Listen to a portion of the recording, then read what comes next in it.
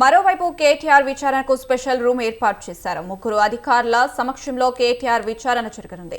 కేటీఆర్ ను ACB joint director Richiraju, ASP Narender, DSP విచారించనున్నారు. మొత్తం విచారణను ఏసీబీ డైరెక్టర్ తరుణ్ జోషి పర్యవేక్షించనున్నారు. ఇదే అంశానికి సంబంధించి మరింత సమాచారం మా కరెస్పాండెంట్ ఉషా లైవ్ లో అందిస్తారు. ఉషా, అనుష, ఫార్ములా ఈ కార్ రేసింగ్ వ్యవహారానికి సంబంధించి 6వ తారీఖున హాజరవ్వాల్సినటువంటి కేటీఆర్ ఏదైతే తన న్యాయవాదిని అనుమతించని పక్షంలో మరోసారి ఏసీబీ అధికారులు ఇవాళ హాజరవ్వాల్సిందిగా నోటీసులో పేర్కొన్నారు. ఇవాళ ఉదయం 10 గంటలకు ఏదైతే నందినగర్లోని తన నివాసంలో మీడియా ముఖంగా మాట్లాడిన అనంతరం కేటీఆర్ ర్యాలీ రూపంలో నందినగర్ నుంచి ఏసీబీ కార్యాలయం వరకు కూడా చేరుకుంటున్నారు. ఇప్పటికే ఏసీబీ కార్యాలయం వద్ద భారీగా బందోబస్తు కూడా ఏర్పాటు చేశారు. ఏదైతే బీఆర్ఎస్ కార్యకర్తలు కానీ ఇతరులు ఎవరైనా కానీ లోనికి వచ్చే అవకాశం ఉన్న నేపథ్యంలో ఎవరిని కూడా అనుమతించకుండా కేవలం సామాన్య ప్రజల్ని, అలాగే ఏదైతే పోలీసుల్ని, అలాగే మీడియా ప్రముఖుల్ని తప్ప మిగతా ఎవరిని కూడా ఈ రూట్లో ఎవరిని కూడా అనుమతించట్లేదు. ప్రస్తుతం ఏసీబీ కార్యాలయానికి డీజీ విజయ్ కుమార్ మొత్తం కూడా పర్యవేక్షిస్తున్నారు. ఏదైతే పోలీసును కూడా మొత్తం కూడా మానిటరింగ్ చేస్తున్నటువంటి దృశ్యాలను కూడా మనం చూసుకోవచ్చు. అలాగే డైరెక్టర్ తరుణ్ జోషి కూడా ఏసీబీ కార్యాలయానికి చేరుకున్నారు. ప్రస్తుతం అయితే దాదాపు 40 ప్రశ్నలు పైచిలుకు ఇప్పటికే కేటీఆర్ ని ప్రశ్నించడానికైతే ఏసీబీ అధికారులు అయితే ప్రిపేర్ చేసుకున్నారు. ఈ నేపథ్యంలో ఇప్పటి వరకు చూసుకున్నట్టయితే కేటీఆర్ హెచ్ఎండిఏ నిధులకు సంబంధించి, అలాగే ఫార్ములా ఈ కార్ రేసింగ్ వ్యవహారానికి సంబంధించి ఎన్ని నిధులను ఫారిన్ కంపెనీకి తరలించారు, హెచ్ఎండిఏ నుంచి ఫారిన్ కంపెనీకి ఎలా ట్రాన్సాక్షన్స్ జరిగాయి అన్న కోణంలో పూర్తి స్థాయిలో అయితే కేటీఆర్ ప్రశ్నించడానికి అయితే ఏసీబీ అధికారులు సిద్ధమవుతున్నారు. 10 గంటలకి ఏసీబీ కార్యాలయానికి చేరుకోవాల్సినటువంటి కేటీఆర్ ఇప్పటి వరకు కూడా కేటీఆర్ ఏదైతే ఏసీబీ కార్యాలయానికి చేరుకోలేదు.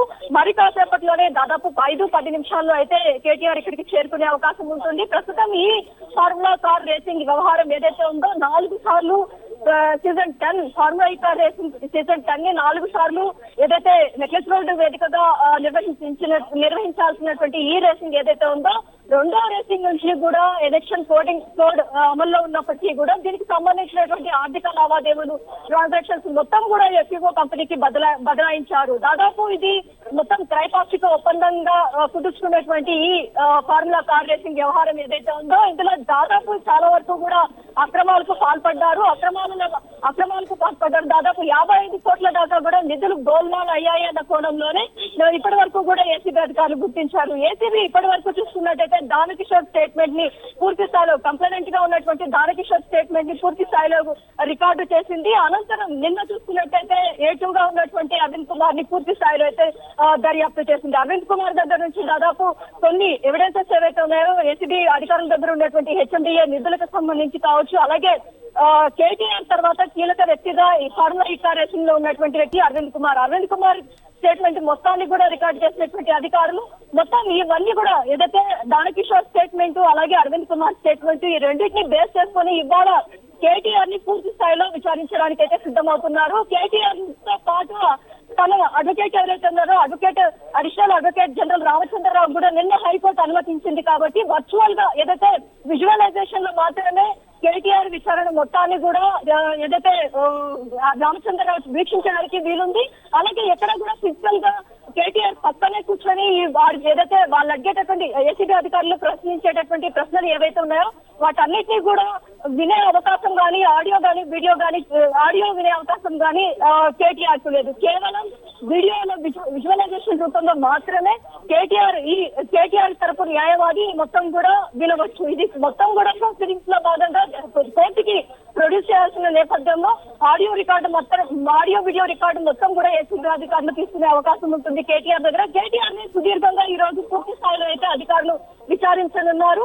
దాదాపుగా 40 ప్రశ్నలు పైచులకు ఇప్పటి వరకు కూడా కేటీఆర్ కి సంబంధించి రెడీ చేస్తున్నటువంటి అధికారులు ఈ ప్రశ్నలకు సంబంధించి కేటీఆర్ నుంచి ఎలాంటి సానుకూలంగా సమాధానం వస్తుంది, లేక ప్రతికూలంగా సమాధానం వస్తుందా, కేటీఆర్ అసలు ఫార్ములా ఈ కార్ రేసింగ్ కి సంబంధించి డే 1 నుంచి కూడా తన ప్రమేయం లేదు, తన ప్రమేయంతోనే మొత్తం కూడా జరిగింది అన్నటువంటి కేటీఆర్ ఎప్పుడైతే కేసు హైకోర్టు వరకు రీచ్ అయిందో, ఏదైతే ఏసీబీ అధికారులు ఎఫ్ఐఆర్ లో దాదాపు 4 సెక్షన్ దాకా 419 తో సహా 13(1) ఈ సెక్షన్ నమోదు చేసిన తర్వాత కేటీఆర్ మాట మార్చడం కూడా మనం చూసుకోవచ్చు.